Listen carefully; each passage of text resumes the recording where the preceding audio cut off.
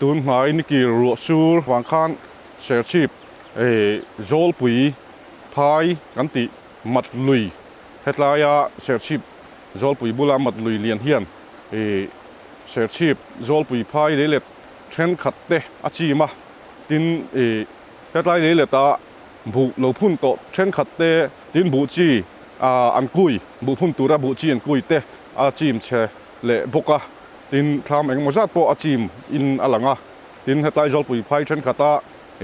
mat lui kan na ke lei kan ti ang chi te po at ti chima chung vel chu report toy kan on siam don ani le kaming chu zo mon an namte ani a serchip zol pui FMC president kania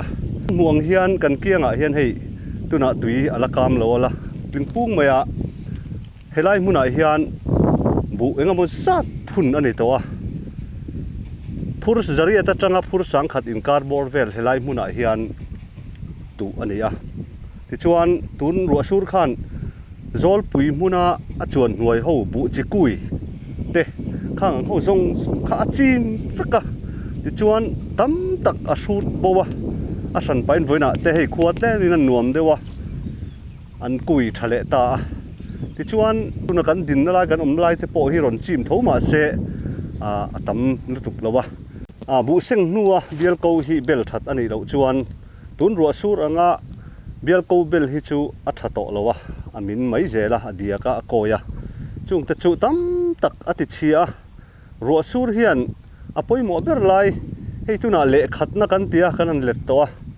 ti chuan a le ni na tur a koi hun bu phun hun lo nai to ani a bu kui zo vek to ani a kan seng khan chung ta chu bu chi tam tak alen chiata wangin an kui thalea koi hun to khan phun that kui that le an ngai ta khang te kha a boi thak lai lo nei tu te tan chuan ani a ti chuan kan muang hian kan chak a tham tam tak hi a chi ma ro sur khan ama ro chu hei atlu chu om lovin kan thria a kan chuan hnuai lampanga hian leilet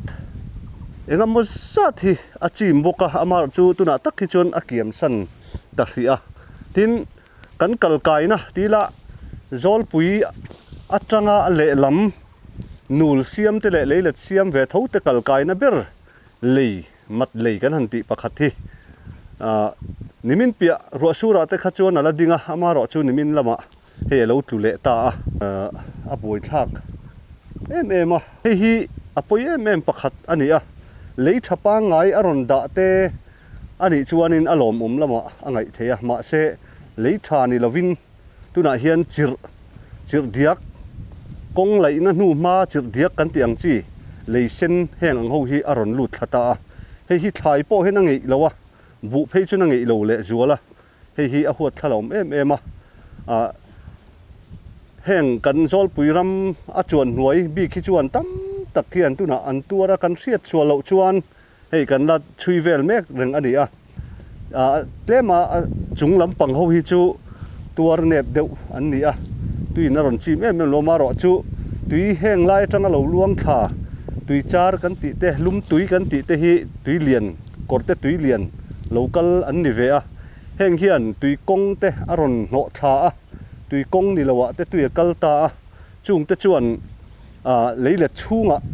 leivung le lung khang ang kha aron da ta a leivung te hi chu la zia zia la om theya engama chena ala then theya lung hi chu bu phun thlengin bu tan po leile ti engamo chen siam theilo siam tu ania khol mang te mo mi sing tha phei chuan ti lei theilo ania chung chu kan torna sang ania lian hi adan na om mai thei bok si lawa mat tui lian ron lian viau kan chiat pui rualin akiang vela lui tui korte tui lian kan ti a luan na kuang om mu mal to lo mat zuk fin mu mal to si lo ron in sem thadar vak ang chi te hi kan torna ti zual tu ania tui luan kor fel fai takte tui kong fel fai takte leilet a chuan hnuai lam atuar bik atuar tu te ta na tui pai na mu mal tak korte tui tanga local zol pui chunga lo luang lut a pai na mu mal takin mata luang lutin khatiang te khan min han siam sakin fel fai takhi chun omse kan tur ne bek tur ania hei hi sarkar po hianin a hriat to kan ringa kan soi jing kan soi tam chi a maro chu tun thleng hian hei a siam lei thei lo chu lani photanga mang an thla khop mai ole khati zong kha tun mai tui lian awanga ser chip zol pui le letena har san an to dan report toy kan ngai thlak thei te chu ani a ser chip atangin lomaral te didi gang report